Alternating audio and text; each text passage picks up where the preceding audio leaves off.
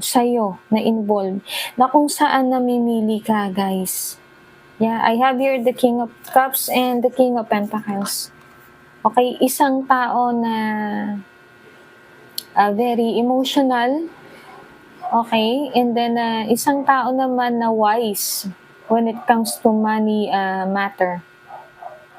They are probably ahead of your age, okay? Kung hindi naman mas matanda ka dito, just take what resonate, guys, okay? Tapos, andito rin yung ating Seven of Cups. Yan, namimili ka sa kanilang dalawa. Seven of Cups, kaya